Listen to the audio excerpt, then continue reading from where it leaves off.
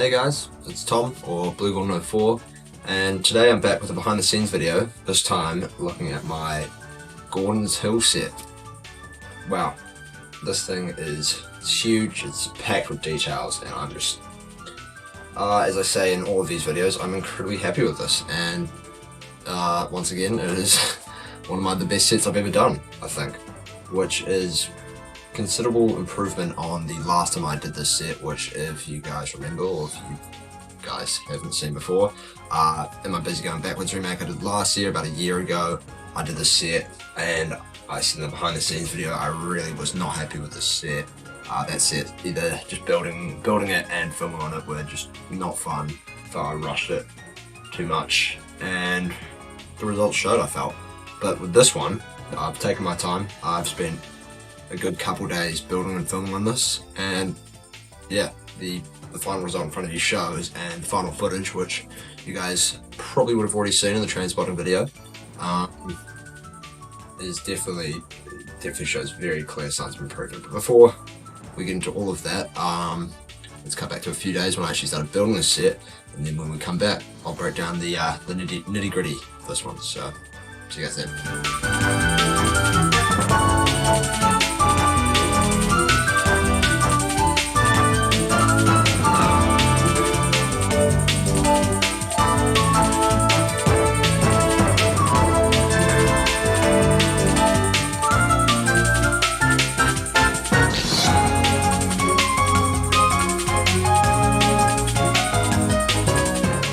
Hey guys, the next day, and the sort of base part of the set is finished. Obviously, I've done the hills, just some towels. I've pinned the grass mat down just so this bit's actually flat, because as I've mentioned before, and as anyone who's used it within seen this grass mat knows, these are very rigid and they're very hard to mould, so pins are a big help in keeping this down. Make sure the hills have a good shape, relevant to how fitness is. But yeah, I mean, this is not too much I can say about this. I tried to improve on the last time I did Gordon's Hill. The last set was just a mess. I didn't even bother to clean the ballast off the track, so I've spent quite a while doing that. It's still not perfect, but before I actually start filming fully, I'll clean that up properly. I'm gonna start doing all of the shrubbery, the scenery, maybe add some rocks and details to the side just to make more lively than the last time I did it. Not rushing it as much for one, so yeah, see you guys then.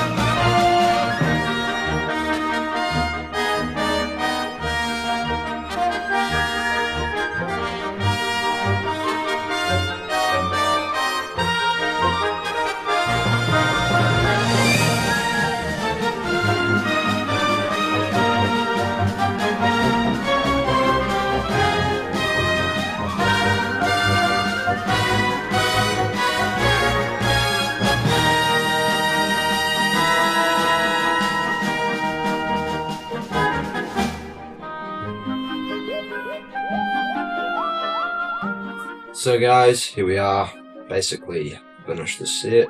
Just thought I'd talk to you before I go to work today, because I'm going to try to finish the rest of this tonight when I get back, or tomorrow morning for filming. But anyway, what I've done since I last was talking to the camera yesterday was I've added all these nice beach rocks along the side, which just, yeah, adds an extra little detail. Just Changes up a bit from the last couple of times I've done this set, which has been just, as you know, I've said in the past, I'm not a massive fan of doing this set. It's actually been quite enjoyable, just changing up a bit with those rocks, and also adding all these autumn bushes and flowers along the tracks as well, because this is the season 6 version of Gordon's Hill, and in that season they actually had just all these nice autumn flowers, colours along the side of the track, which is again just a nice sort of switch up.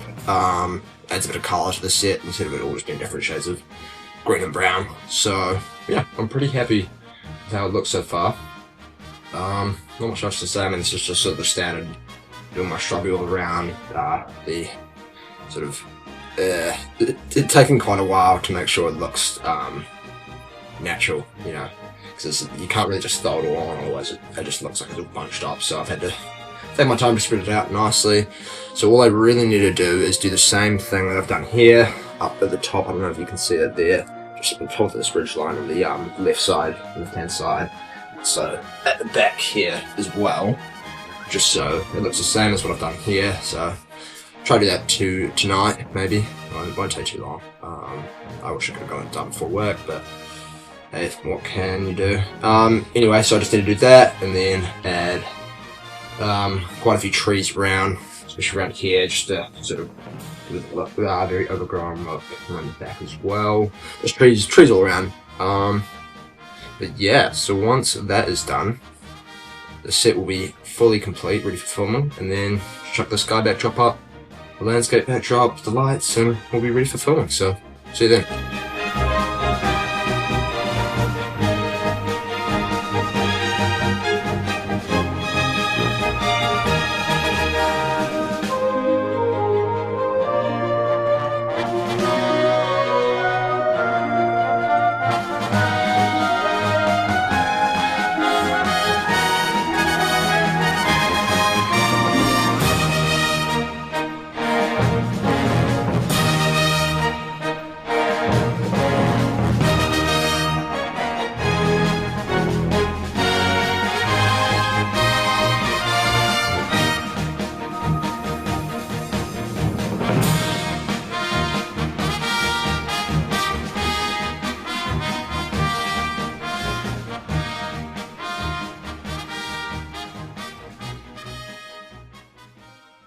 And here we are, guys, the set is finally finished.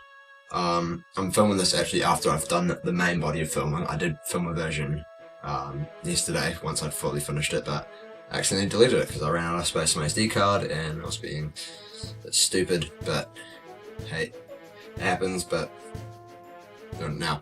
Anyway, yeah, time to break this set down.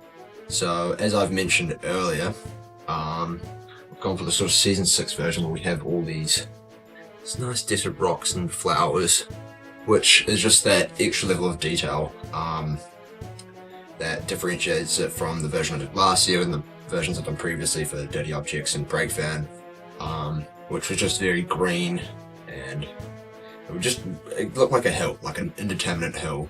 And I think that was probably my biggest issue with it last time. It just didn't really feel like Gordon's Hill, whereas I do sort of iconic stations and stuff like that, you know, these buildings there to sort of connect that between the original and my version. With this, it's a lot harder because I have to get the sort of landscape a lot more accurate, whereas in one of those ones I'm less worried about that because the sort of visual of the iconic parts of the buildings are there. But with this, I have to sort of do that with scratch with my hands. So I spent a lot of effort actually getting this up to scratch. I spent 2-3 days building it for work, and then the full evening to finish it after that.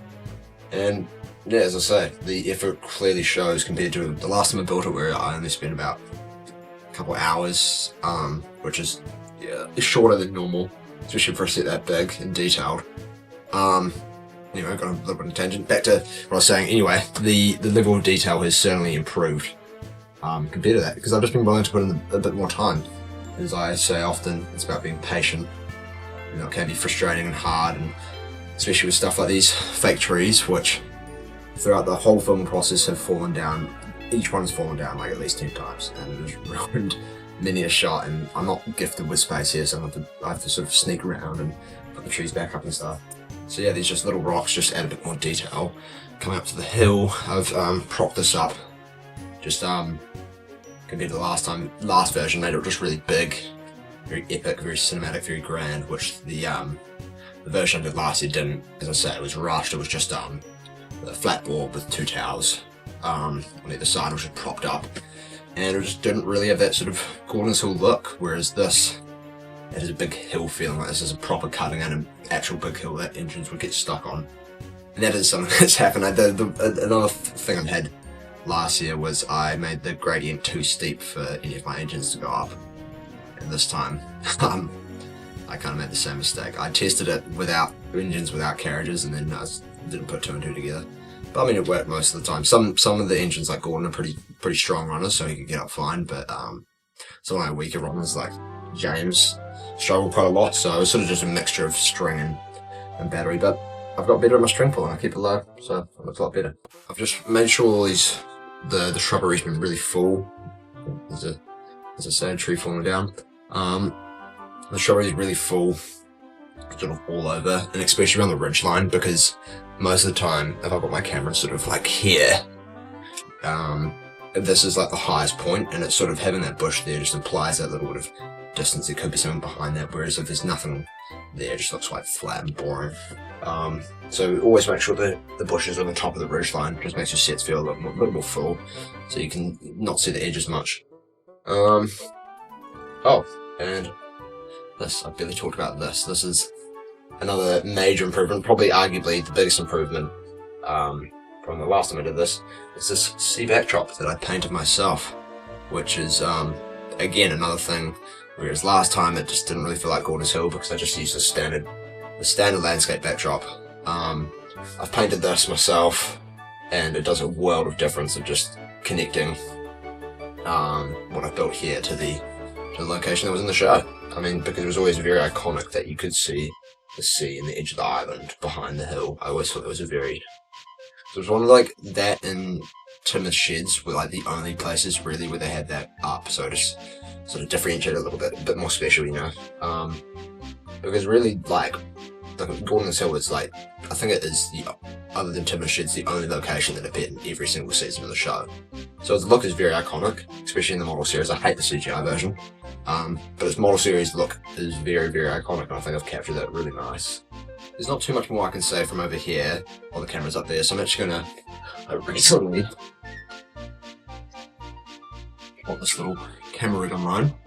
Don't know the exact name for it, which is a bit embarrassing as a film student, but yeah, I'm gonna chuck the camera on this, get a bit lower, and just give you guys a bit more of a perspective, a sort of, let's say, Harold the helicopter perspective on this set. So yeah, here we are, guys, on the Harold the helicopter perspective camera. More like Tiger Moth though, with how low I'm flying. Yeah, this rig is really awesome. This is the first time I've properly used on a set, and it's just gives you a whole new perspective on the set, really. Start from back here, and you can see the detail is just like, I did not spare any expense. I mean, this is sort of my classic thing. I probably need to get a bit better at it. I sort of detailed the entire set, even though the majority is probably not even going to be on camera, but yeah, I like getting my nice sort of full set feeling and getting my nice set photos from different angles, so yeah, it's worth it in the end. I don't mind. And that sea backdrop just makes a world of difference compared to the typical landscape one. I'll actually give you guys a closer look at this. As you can see, I mean, it's very clearly hand painted from this close up, but yeah, I did that with the knowledge that it's going to be in the distance normally, so as long as it looked good from there, I was going to be very happy with it, and I think it does the job really well.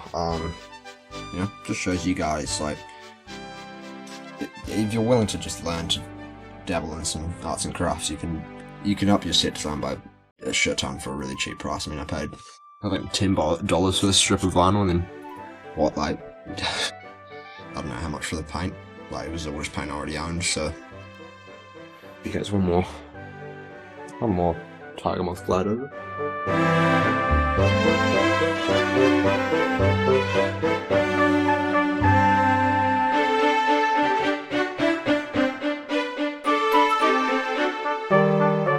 don't think there's too much more I can add to this, so yeah, let's wrap things up. So guys, I hope you've all enjoyed that very in-depth look at Gordon's Hill. I didn't intend for this video to be so long, but I had just quite a bit to say about this set, especially considering it is one that I've done a few times in the past, so there was a lot of interesting comparisons to be made between the different versions I've done. But anyway, hopefully for the next time I do a behind the scenes video, I'll keep the ramblings to somewhat of a minimum, but you know, Gordon's Hill was just such an iconic location that I think the time I devoted to it in terms of building it and actually talking about it as well was thoroughly deserved, and I hope you guys agree as well. But anyway, thank you all for watching. Please check out my last train spotting video on Gordon's Hill if you haven't already. If you enjoyed this video, leave a comment down below, and don't forget to like and subscribe. Have a good one, guys.